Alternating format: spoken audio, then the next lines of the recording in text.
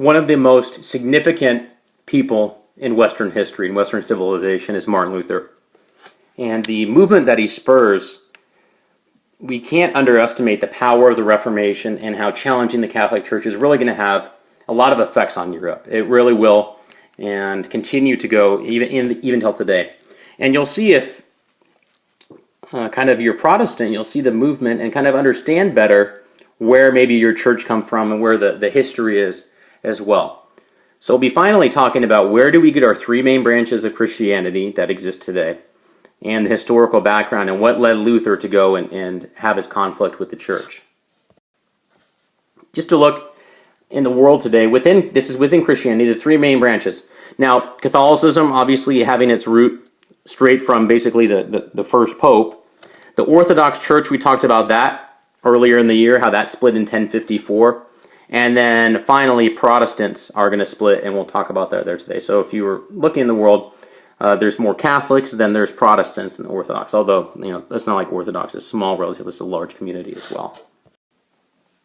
Just something to look at. This list is far from exhaustive, but these are churches that come out of the Protestant movement, out of Luther. And some people forget, what does Protestant mean? They're protesting against the Catholic Church. So their Lutheran Church itself comes out of that. It's a subcategory of Protestant. So all of these things are in here. If you go to a non-denominational church, that's where it comes from. And like I said, there's a whole bunch of other churches. I kind of put some of the big ones that you may have heard of or maybe a part of, something along those lines. So who was Luther? Well, Luther was basically studying to become a lawyer, and he had a very famous kind of religious conversion experience, I guess you want to say, where he was caught in a lightning storm and he prayed to St. Anne, and at that point he decided to become a monk. And he's living in Germany at the time, and so the Reformation is going to really have its roots in Germany. And he gets into a lot of intense study of the Bible, going and reading the Bible, like as a monk. That's what monks do. They're praying. And he basically comes to the conclusion that a lot of stuff that is being taught by the church, or their doctrine, or their dogma, is not in the Bible. And even their writings and just kind of the way that they view the world is not exactly part of the Bible, and that they may have erred in some ways. Now, specifically what's going to go and tick Martin Luther off to a large extent is this man right here, Johann Tetzel. Now, the Pope had basically wanted to go build up the Vatican and make it into this beautiful Vatican. And one of the people working for the Pope, his name was Johann Tetzel. What Tetzel was doing is Tetzel was traveling around the country, going and trying to raise funds to help build up St. Peter's. And what he was selling, and what Luther's going to take a large kind of disagreement with Tetzel, is the sale of indulgences. And now this is simplified to an extent, okay? So I don't want to say this exactly what people believe, but to some extent, an indulgence is you will basically pay the church, and your time in purgatory when you die will either be eliminated or cut down. And kind of a little business pitch that Tetzel had was, as soon as the coin in the coffer rings, the soul from purgatory springs. So you give me the money, then your soul's going to get out of purgatory. And that's what kind of the disagreement specifically that Luther's going to have with Tetzel and the church at large. So Luther's going to go and want to protest against the church, and famously goes and nails to All Saints Church in Wittenberg the 95 Theses. He goes and basically puts his objections to the church on the front of the church, and I'll talk about what those objections are. Specifically, indulgences has a large part to do with it. And it's one of those famous kind of moments in Western civilization in which he is going and putting his life on the line to go and say what is wrong with the church. Now, one thing I want to point out here, was Luther trying to start this whole Protestant Reformation and all those things that come after it? I would argue no, and a lot of other historians would say that as well. He was probably trying to reform the church from within, which is kind of similar to some of the earlier reform movements we talked about within the Middle Ages. We talked about Cistercians, Cluny, Dominicans, Franciscans. And if the church had cleaned up kind of these acts, he probably would have stayed Catholic. But the fact of the matter is these things are not going to change, and eventually that's going to spawn this idea of the Lutheran Church, Protestant Church, etc. So just think about it. He wasn't trying to go and, I'm going to start the Protestant Reformation by this. He was really trying to go and say, these need to be addressed as an organization. So we have to get a bit theological, I guess, to understand what were the differences. Because they may seem so silly or trivial to us today, but they definitely weren't back then. And some people, they definitely aren't today as well. So that has to do with what we call justification. Justification, by definition, is basically God calling a sinner righteous. Basically, a way you could think of it is you are going to get into heaven. Now, the Catholic teaching at the time said you needed to both have faith in God and then also act upon those faith, do good works. Luther will disagree. He's going to say, you actually, if we're talking about justification, whether or not you're going to get into heaven or not, it only has to do with the faith. The works are great, don't get me wrong, but they are ultimately not what's going to get you into heaven. The only thing that's going to really get you in there is faith. God isn't counting, every single work, and that's kind of not like working towards your salvation. Now, Luther famously says there's the three onlys: faith alone, grace alone, and then biblical authority alone. He's getting rid of kind of the extra stuff that he saw added to the Bible, and he's going to put the focus back on the Bible itself rather than the councils and the Pope. Now, a papal bull comes from the Pope. Okay, papal means Pope. Bull is like an order or declaration, basically going and condemning what Luther's saying and telling him to go and stop doing it. And Luther essentially burns the papal bull, and it is not going to be good for Luther. The justification for the Pope had come from, if you read Matthew 16:18, the idea of Peter being the first Pope and the rock of the church, and that's where the papal succession comes. So Luther goes and famously burns the papal bull, and then he's going to have to go to a trial here in Germany with the emperor to try to defend his writings. Are you going to stand up for your writings? So that is called the Diet of Worms. A diet is like a meeting or a trial, and Worms is a place. You want to say Diet of Worms, but that's not how you pronounce it. And he's very famously asked at the trial, do you stand by the contents of your writings? And more or less, you can read that there.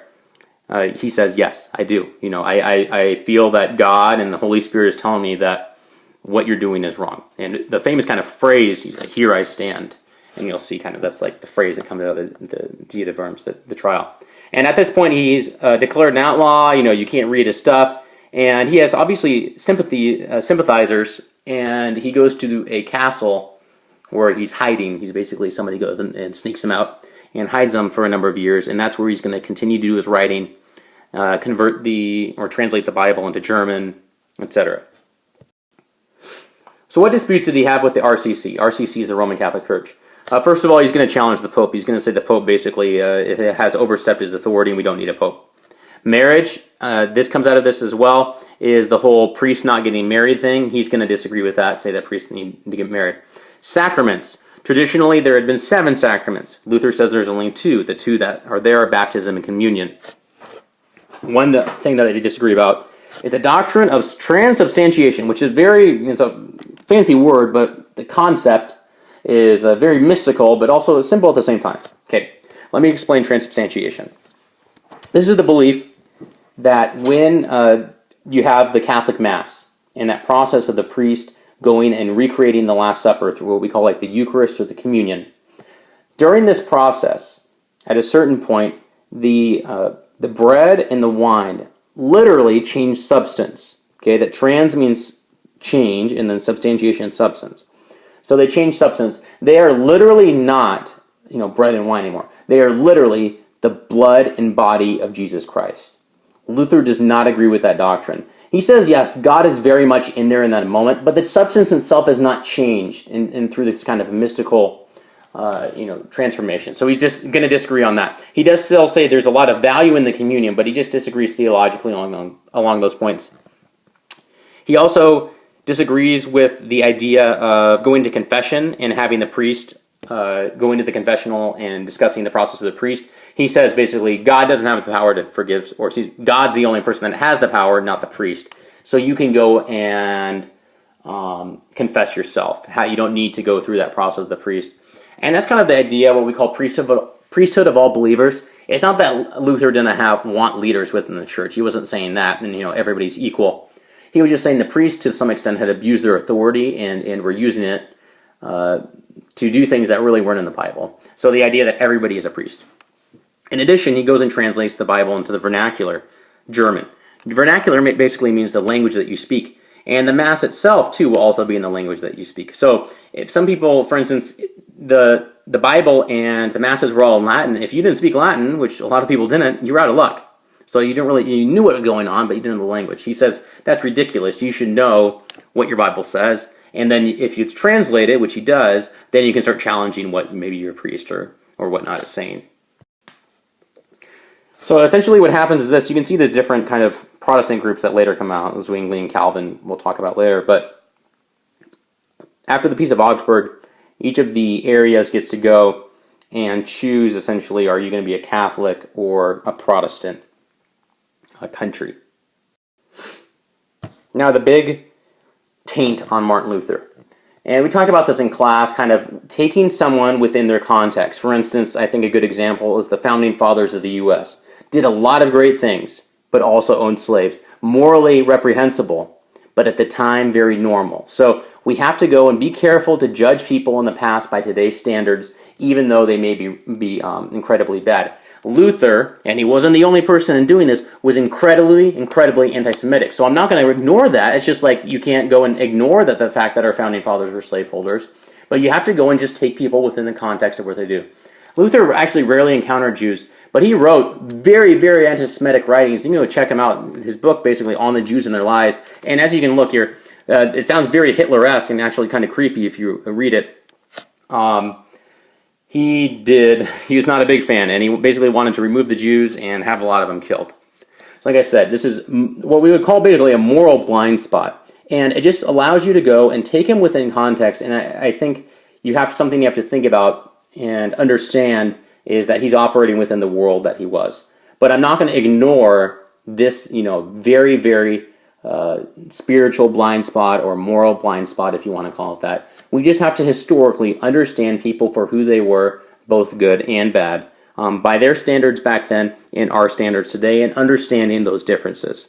So that event of Martin Luther going and starting the 95 Theses and the kind of snowballing effect of the Protestant Reformation really will have a huge impact on the rest of Western Europe, and then even on our country's formation, because if you think about the Puritans even go further later, if you know the history, than kind of the Lutheran movement, and that's where a lot of our country's founding comes from. So just something to think about.